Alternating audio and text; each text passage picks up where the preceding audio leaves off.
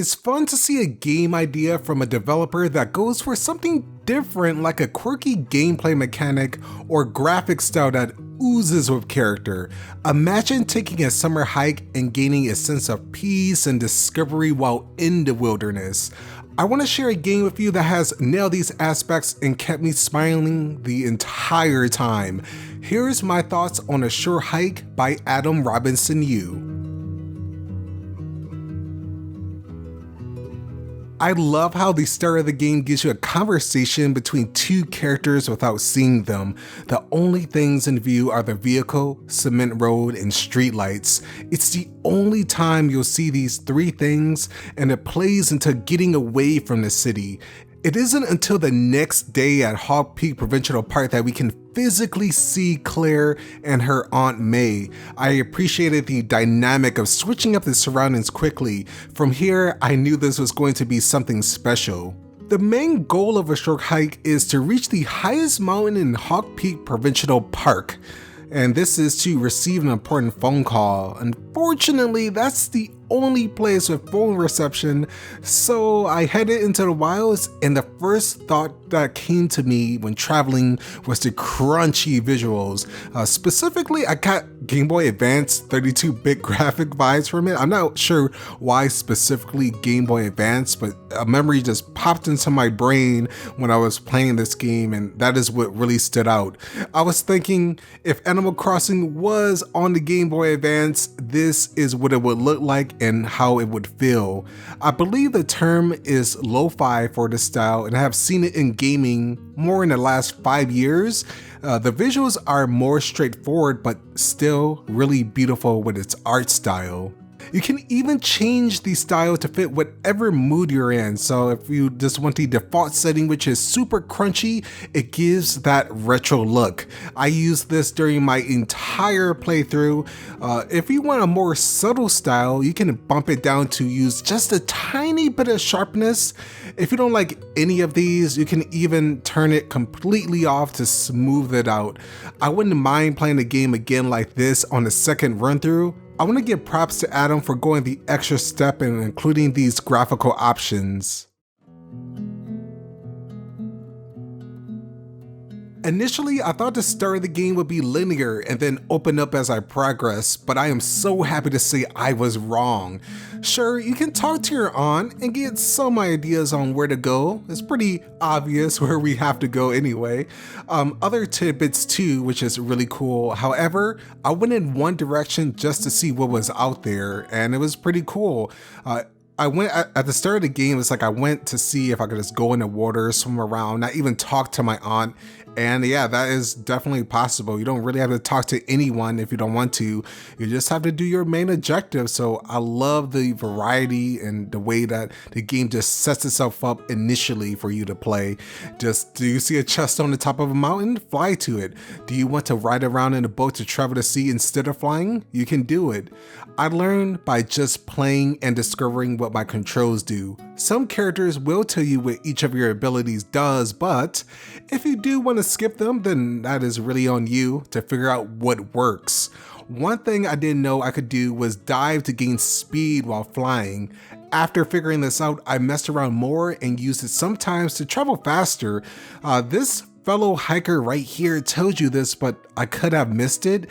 It gives you some importance and more character dialogue other than just fluff. Usually you'll get some information or side quests that can help you. I want to touch on Claire's movement and why it feels so good. It's, well, one, the snappy controls. It feels good to just walk around, and jumping didn't feel too weighty or too light. I didn't have to struggle with anything, and it gave me that feeling of freedom with how entertaining it was to jump down from a tall cliff and glide over Hawk Peak. Controlling Claire, it kind of feels like you're controlling a bird, which makes sense. It feels free-flowing, and I love how traveling the landscapes. You see a feather pop out when Claire double jumps too. Other than the sound, you can visually tell instead of only having to pay attention to the screen at the bottom left. I played through the game, speaking to many characters who can give you side quests or items in exchange for money. The currency has a couple of uses. One is buying golden feathers and wait for it, hats. Oh my god, I can't believe it. This is so funny because this is the second game I reviewed this year with hats as an optional collectible in the game. The last game that I played with hats is Turnip Boy Commits Tax Evasion, so here's to maybe playing another game this year. The golden feathers are one of the recurring collectibles. These allow Claire to run further and double jump more. Climbing was also so much easier to do, and having the game's difficulty based on your playstyle is super fun. The characters have a wholesome charm and some sassiness for a few of them that I came across. Usually these cozy games I played have a lot of light humor, but this one, Bird, I ran into Jen, wanted me to collect 15 seashells. So I'm like, okay, I got you. I wondered what I would get by the end, and it turns out nothing really. While that isn't entirely true, Jen does make a necklace out of the shells that I collected, and Claire gives those to her aunt in exchange for a golden feather. I went to Jen for a reward and she returned 10 shells to me, and I was like, you freaking frick.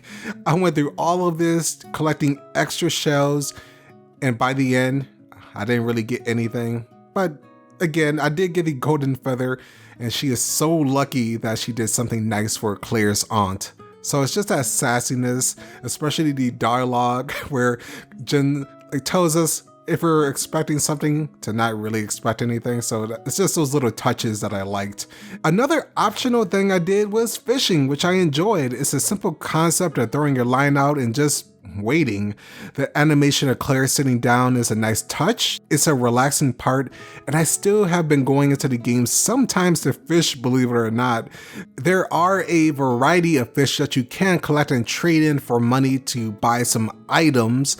Another way to gain money is by digging around with a shovel, because why not? I ran into an NPC who was using a shovel too large, so I went to find a smaller one for them.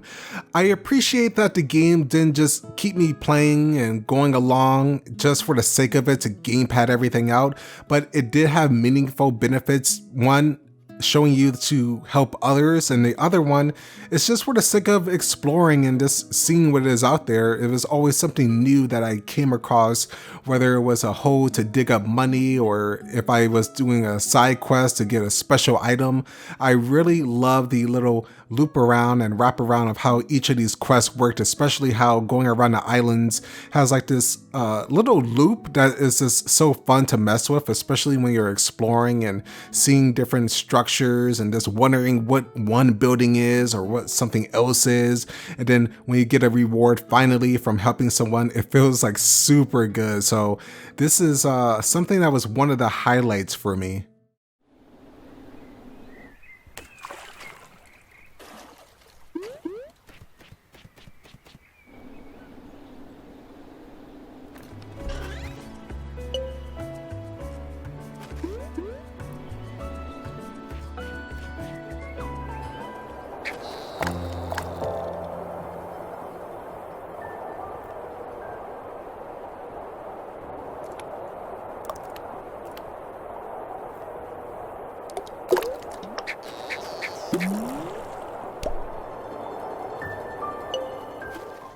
The sound of the wind in the water as you soar, the little splashes when you're fishing, and the environmental sounds like roaring fire, it really gave me a relaxing feeling. Claire's little bouncy hops and wings as she flaps are pleasant to hear. Not to speak of a terrific job by the composer Mark Sparling for this game.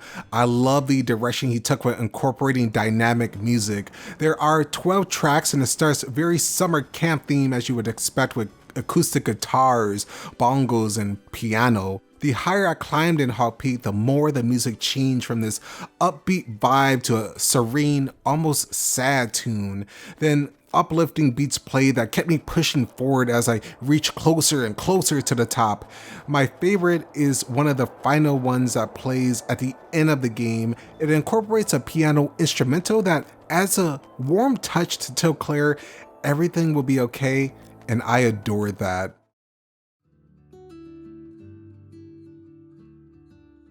I found a few things I would have liked to see in the game, mainly quality of life changes and fun ideas.